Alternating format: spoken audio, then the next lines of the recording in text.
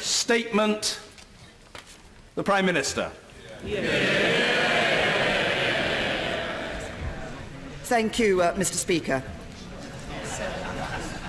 Today, the government acts on the democratic will of the British people, and it acts too on the clear and convincing position of this House.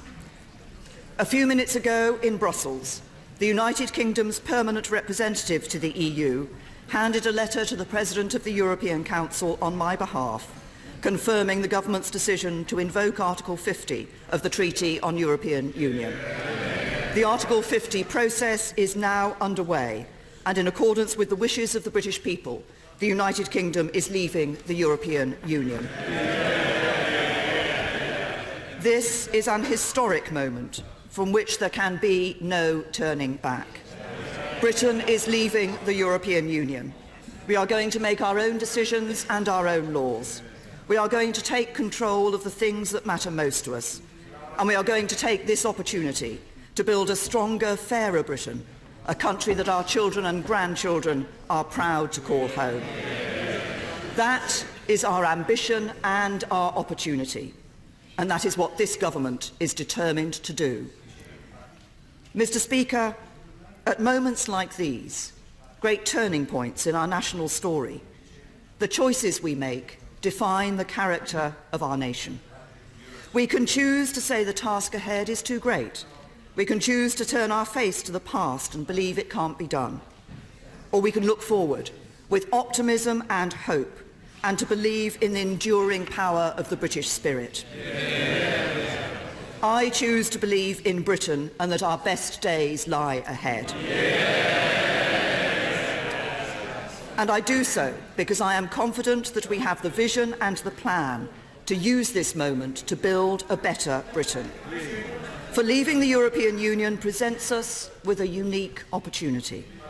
It is this generation's chance to shape a brighter future for our country, a chance to step back and ask ourselves what kind of country we want to be. My answer is clear. I want the United Kingdom to emerge from this period of change stronger, fairer, more united and more outward-looking than ever before.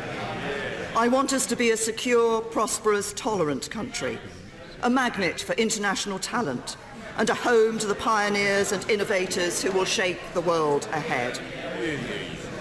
I want us to be a truly global Britain, the best friend and neighbour to our European partners, but a country that reaches beyond the borders of Europe too. Can I just apologise for having to interrupt the Prime Minister? Mr Boswell, calm yourself. You've got to try to learn to behave in a statesmanlike fashion. That's your long-term goal. It may be very long-term, but it should be a goal. And what I say to the House is this.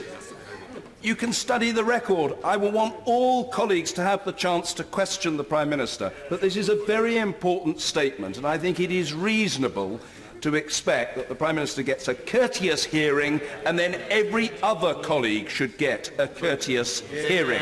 The Prime Minister. Mr. Speaker, I want us to be a truly global Britain, the best friend and neighbour to our European partners, but a country that reaches beyond the borders of Europe too. A country that goes out into the world to build relationships with old friends and new allies alike. And that is why I have set out a clear and ambitious plan for the negotiations ahead. It is a plan for a new, deep and special partnership between Britain and the European Union. A partnership of values, a partnership of interests, a partnership based on cooperation in areas such as security and economic affairs, and a partnership that works in the best interests of the United Kingdom, the European Union and the wider world. Because perhaps now more than ever, the world needs the liberal democratic values of Europe. Values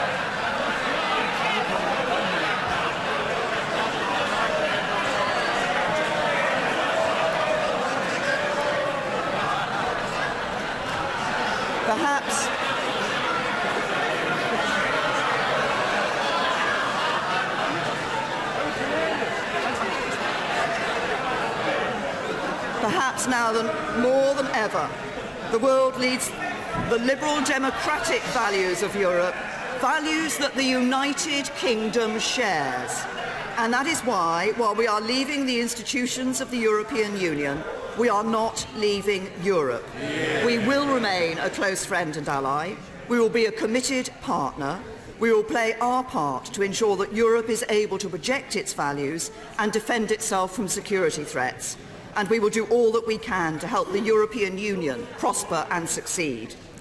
So, Mr. Speaker, in the letter that has been delivered to President Tusk today, copies of which I have placed in the library of the House, I have been clear that the deep and special partnership we seek is in the best interests of the United Kingdom and of the European Union too. I have been clear that we will work constructively in a spirit of sincere cooperation to bring this partnership into being.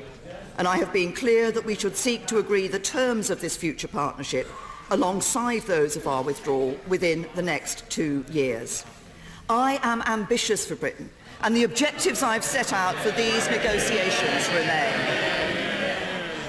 We will deliver certainty wherever possible so that business, the public sector and everybody else has as much clarity as we can provide as we move through the process.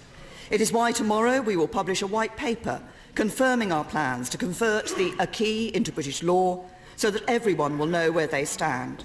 And it's why I've been clear that the government will put the final deal that is agreed between the UK and the EU to a vote in both Houses of Parliament before it comes into force. We will take control of our own laws and bring an end to the jurisdiction of the European Court of Justice in Britain. Leaving the European Union will mean that our laws will be made in Westminster, Edinburgh, Cardiff and Belfast. And those laws will be interpreted by judges not in Luxembourg but in courts across this country. We will strengthen the union of the 4 nations that comprise our United Kingdom. We will negotiate as one United Kingdom, taking account of the specific interests of every nation and region of the UK. And when it comes to the powers that we will take back from Europe, we will consult fully on which powers should reside in Westminster and which should be passed on to the devolved administrations. But, Mr. Speaker, no decisions currently taken by the devolved administrations will be removed from them. And it is the expectation of the government that the devolved administrations in Scotland, Wales and Northern Ireland will see a significant increase in their decision-making power as a result of this process. We want to maintain the common travel area with the Republic of Ireland. There should be no return to the borders of the past. We will control immigration so that we continue to attract the brightest and the best to work or study in Britain, but manage the process properly so that our immigration system serves the national interest. We seek to guarantee the rights of EU citizens who are already living in Britain and the rights of British nationals in other member states as early as we can. That is set out very clearly in the letter as an early priority for the talks ahead. We will ensure that workers' rights are fully protected and maintained. Indeed, under my leadership, not only will the government protect the rights of workers, but we will build on them. We will pursue a bold and ambitious free trade agreement with the European Union that allows for the freest possible trade in goods and services between Britain and the EU's member states, that gives British companies the maximum freedom to trade with and operate within European markets, and that lets European businesses do the same in Britain. Because European leaders have said many times that we cannot cherry-pick and remain members of the single market without accepting the 4 freedoms that are indivisible.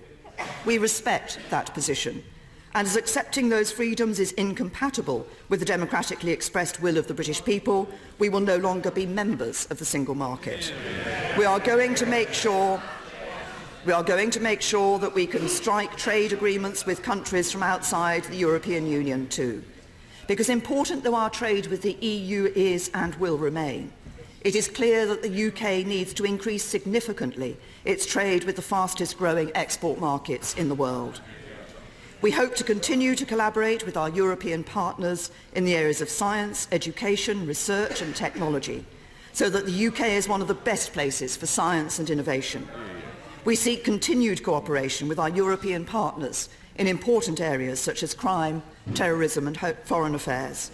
And it is our aim to deliver a smooth and orderly Brexit, reaching an agreement about our future partnership by the time the two-year Article 50 process has concluded, then moving into a phased process of implementation in which Britain, the EU institutions and Member States prepare for the new arrangements that will exist between us.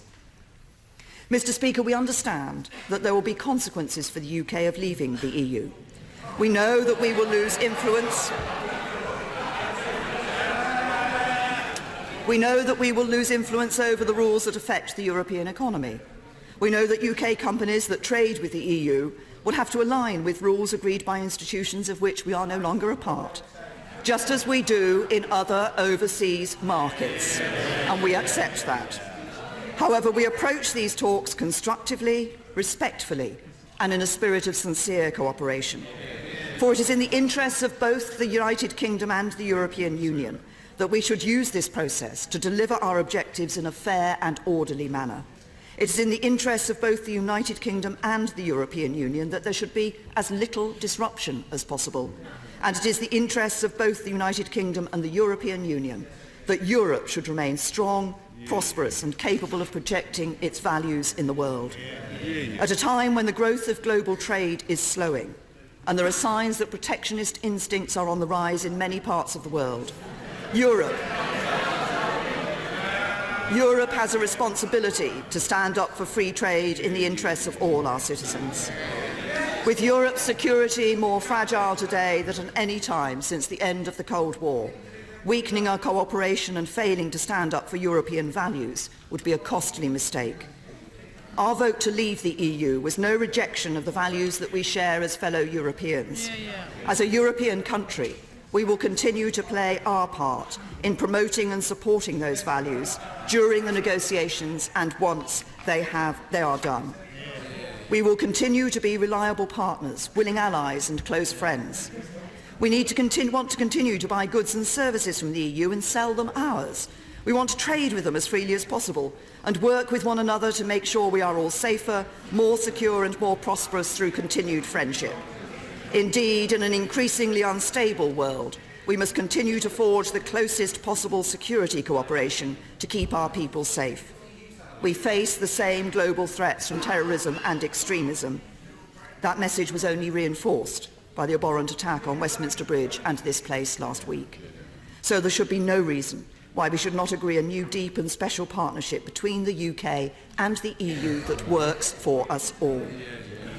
Mr. Speaker, I know that this is a day of celebration for some and disappointment for others.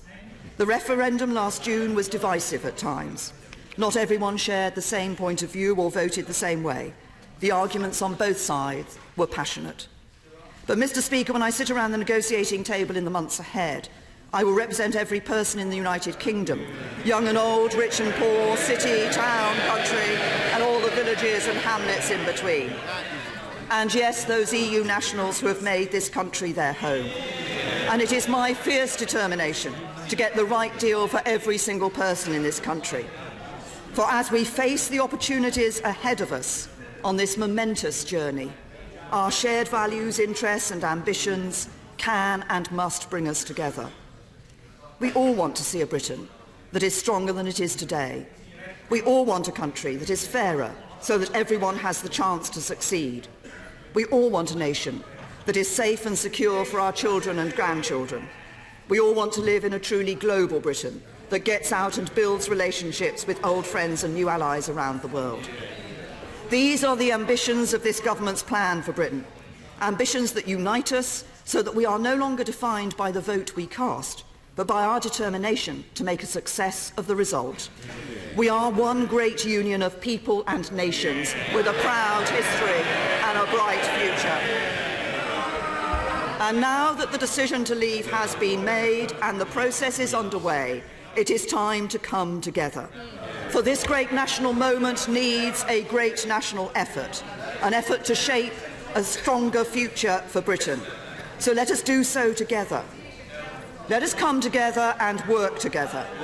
Let us together choose to believe in Britain with optimism and hope. For if we do, we can make the most of the opportunities ahead. We can together make a success of this moment.